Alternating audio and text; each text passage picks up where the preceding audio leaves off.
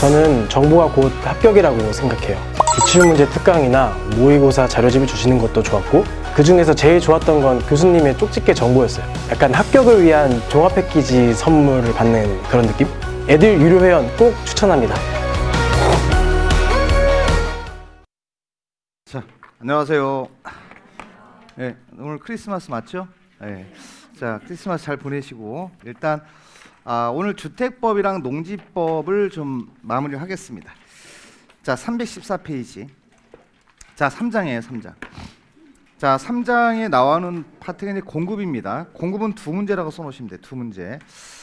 자, 일단 공급 파트에서 나오는 부분이 분양가 상한제가 좀 많이 나오는데 그거 보시기 전에 1번부터 좀 볼게요. 공급 기준이에요. 그럼 공급 파트로 넘어왔다는 얘기는 건설이 됐다는 얘기로 보시면 돼요. 그래서 총칙에서 이제 우리가 총칙에서 용어 정의, 요 부분이 좀 나옵니다, 시험에. 그래서 주택법 전체를 볼 때 용어 정의가 한 두 문제 정도 나온다고 보시면 되겠고, 자, 요거 배우고 나서 건설 파트.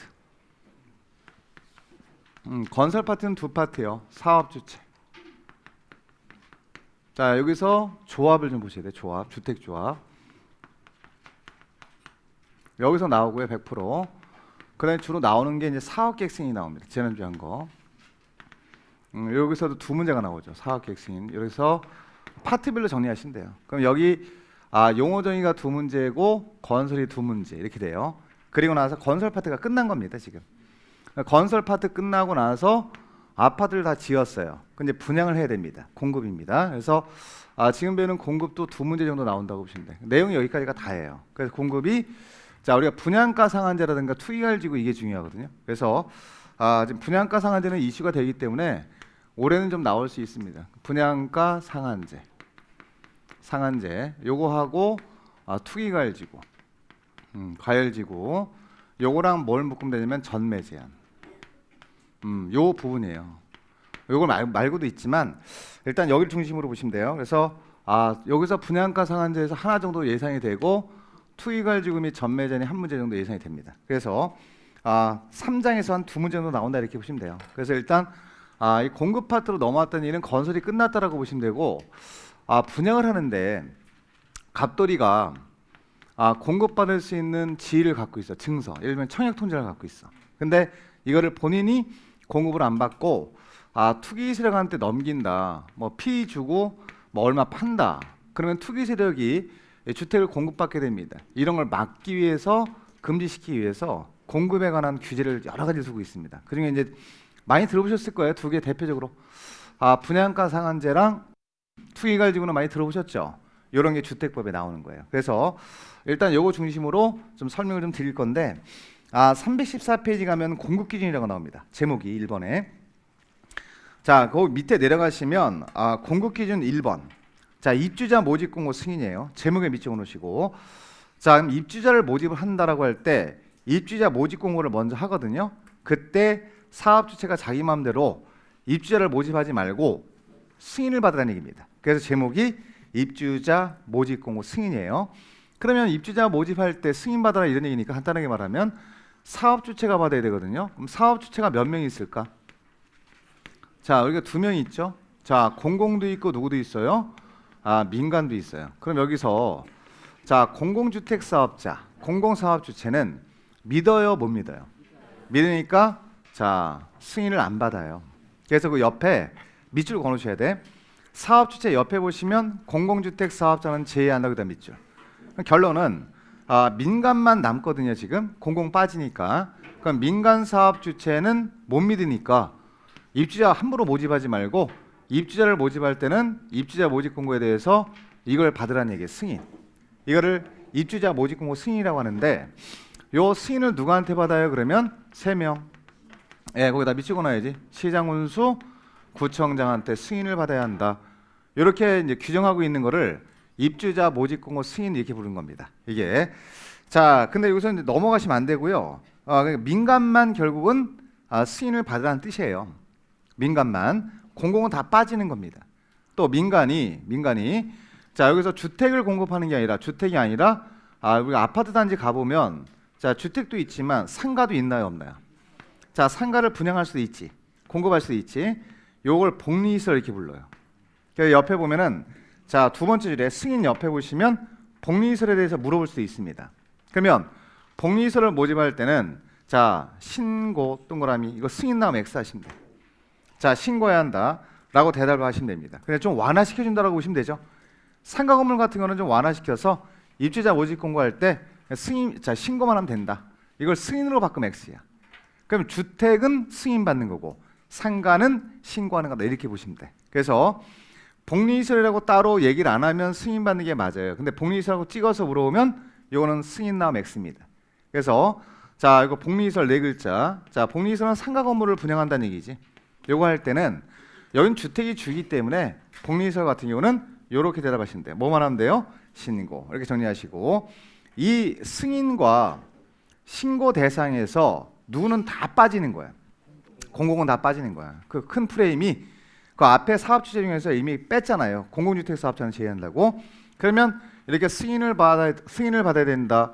또 복리시설은 신고해야 된다라고 하는 규정은 전부 다 모든 사업체가 아니라 사업주체 중에서 누구만 들어가요? 민간. 이렇게 하시면 됩니다. 됐습니다. 그건 1번은 이제 그렇게 하면 퍼펙트하게 정리가 되고요. 그거 말고는 볼 거 없어요.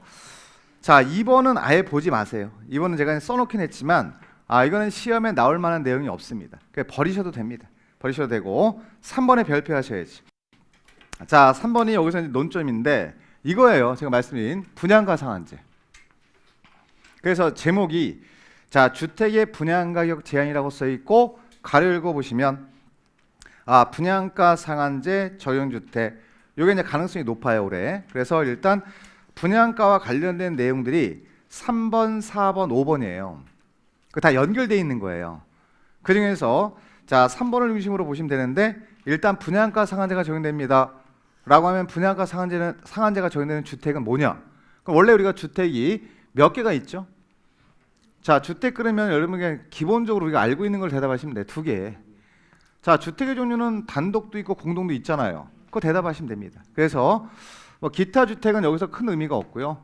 그건 단독 주택이 있고 공동이 있다 이렇게 써놓으시면 돼요. 공동이 있는데 이 단독, 공동 모두 다 분양가 상한제가 적용되는 건 아니에요. 그래서 단독은 분양가 상한제 적용 대상이 아닙니다. 그러면 주택 중에서 사업체가 자, 일반인한테 공급하는 분양하는 주택 중에서 요거에 비추세요. 이거 딱 찍어야 돼. 어떤 주택? 공동주택만. 그래서 거기 공동주택이라는 단어가 첫 번째 줄에 보여요. 자, 적용주택입니다. 사업 주체가 일반인에게 공급하는 공동주택 거기다 밑줄. 반대로 말하면 단독주택은 분양가 상한제 적용 대상이 아닌 거예요. 주택 모든 주택이 아니라 주택 중에서 공동주택을 건설해서 공급할 때 분양가 상한제가 적용됩니다. 이렇게 하는 거고요. 자, 공동주택이라고 하더라도 요건이 필요해요. 뭐라고 쓰는지 볼게요. 자, 다음에 해당하는 지역에서 공급하는 주택의 경우에는 이 조에서 정하는 기준에 따라 산정되는 분양가격 이하로 공급해야 한다라고 써 있습니다. 분양가 상한제 적용된다는 뜻이죠. 자, 그러면 거기서는 공동주택이 이제 적용 대상이라는 뜻이고 공동주택을 건설하는 지역이 오른쪽에 자, 315페이지 가면 맨 위에 박스에 자, 기역하고 니은이 보일 거예요. 자, 기역하고 니은은 또는이에요. 또는. 그럼 이걸 이제 붙이는 거예요, 여러분들이 공부를 하실 때. 그럼 공동주택을 어디다 건설하죠? 기역번호 한번 읽어볼까요? 건설하는 지역이 공공택지일 때, 그럼 쉽게 말하면 공공택지 안에다가 공동주택을 건설한다 이런 뜻이지. 그럴 때는 이 공동주택에 대해서는 분양가 상한제를 적용한다는 뜻이야. 이건 대상 지역을 말하는 거예요. 자, 택지가 여러분들 2개 있어요. 2개를 이제 크게 나눠 보셔야 돼. 하나는 공공택지가 있고 공공택지 외의 택지가 있습니다. 그러면 공공택지가 기역이거든요. 공공택지 안에다가 자, 공동주택을 건설합니다 라고 할 때는 이게 2가지가 연결되어 있을 때는 분양가 상한제가 적용됩니다 하고 대답하셔야 돼. 그러면 자, 대한민국은 공공택지만 있느냐? 그건 아닙니다. 공공택지 외의 택지도 있습니다. 그게 니은번이에요. 그러니까 여러분 공공택지 외의 택지라고 나오면 민간택지라고 써놓으시면 돼. 원래 택지라고 하는 게 2개 있거든요. 자, 공공택지가 있고 민간택지가 있습니다. 그러면 자, 공공택지 외의 택지라고 써 있는 게 니은번이거든요, 여러분들. 그럼 공공택지 외의 택지는 어떻게 됩니까? 그러면 여기는 원래는 민간택지니까 이건 적용을 안 해요. 분양가 상한제가. 근데 공공택지 외의 택지라고 하더라도 주택 가격이 막 급등하는데, 가격이 막 상승한대. 그러면 국장이 이게 지정할 수가 있어요, 여기를. 그럼 국장이 분양가 상한제 적용합니다라고 지정고시하는 지역이 있어요. 그러니까 여기는 빨간색 칠한 이 지역은 자 누가 지정했죠? 국장이 지정을 해요. 그럼 국장이 지정한 이 지역 안에서는 공동주택을 건설할 때는 분양가 상한제가 적용된다고 대답하는 거야. 그러니까 니은번에 있는 거야. 그러면 자 니은번엔 공공택지 외택지에 밑줄 그어놓으시고 자 국장에다 밑줄 긋고 맨 끝에 지정하는 지역이라는 전제조건을 깔아줘야 됩니다.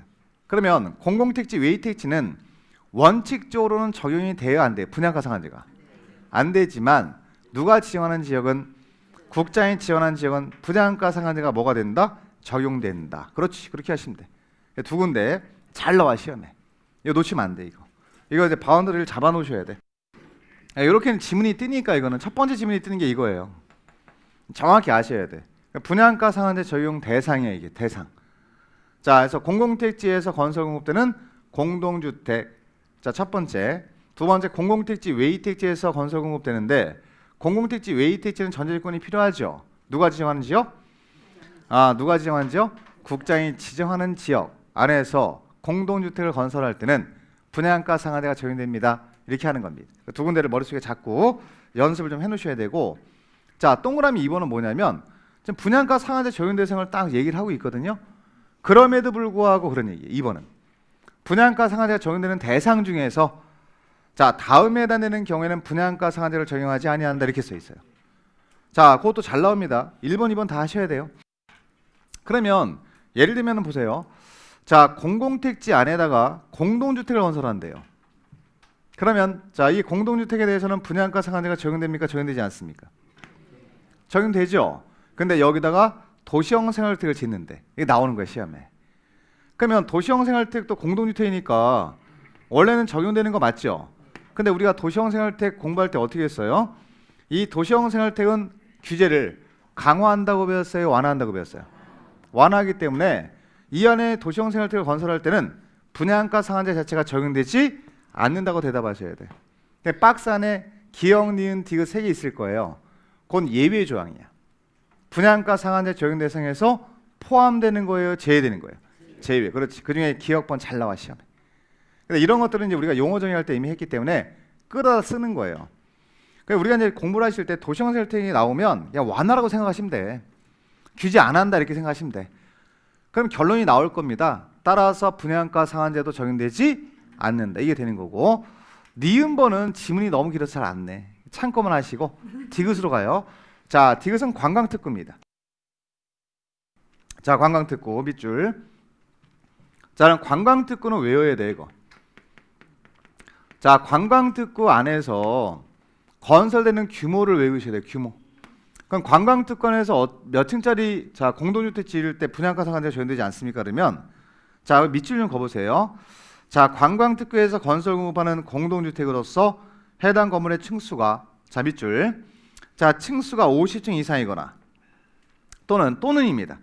자 높이가 150m 이상인 경우 그거 외우셔야 됩니다. 이거는 그러면은 건설하는 규모를 가지고 본다는 얘기죠. 근데 이거는 관광특구라고 하는 요 대상 지역은 그냥 주는 지문이에요. 관광특구 안에다가 주는 지문. 그 다음부터 이제 우리가 찾아야 되는데 몇 층짜리 건설하죠? 이걸 외워야지 뭐 이건 팩트니까. 자, 50층 이상짜리 공동주택을 건설하는데. 자, 그러면 요거는 분양가 상한제 적용하지 않습니다라고 대답하셔야 돼. 자, 또는이에요. 또는. 자, 또는 높이가 몇 메다? 150m 이상. 그래서 50층 동그라미 치고 150m 이상. 둘 중에 하나 해당되면 둘 다가 해당되는 게 아니에요. 엔드가 아니에요. 또는입니다. 그러면 이 경우는 층수가 맞거나 뭐가 맞으면 되죠? 자, 높이가 맞으면 해당 공동주택에 대해서는 뭐라고 하셔야 돼요? 분양가 상한제를 적용하지 않는다 이렇게 하셔야 돼요. 그래서 시험에 어떻게 나오냐면 이건 약간 뭐 응용인데 응용도 아니고 그냥 사례로 만들어서 냅니다. 자, 층수가 이렇게 나와요. 층수가 45층이고 이런 식으로. 높이가 160m인 자 공동주택 이런 식으로 나오지. 아파트 뭐 이런 식으로 나올 수도 있고 뭐 아파트도 어차피 공동주택이니까. 자 그러면 요 층수가 45층이고 높이가 160m인 공동주택을 관광특구 안에다 건설한대요. 자, 그러면 결론. 분양가 상한제를 적용하지 아니한다. 맞나요? 분양가 상한제를 적용하지 아니한다라고 나왔어요, 시험에. 맞아요, 틀려요? 맞죠. 왜냐면 여러분 잘 보세요. 이런데 약하면 안 돼, 우리가. 자, 몇 층 이상? 아니지, 지금. 아니지만 몇 메다 이상? 150m 이상은 되잖아. 그러니까 하나만 맞으면 된다는 뜻이야. 이런 것들을 문제를 못 풀면 자, 우리가 안 됩니다. 이렇게 나와 시험은 사실. 그러니까 지문이 요 지문이 뜨는 게 아니에요.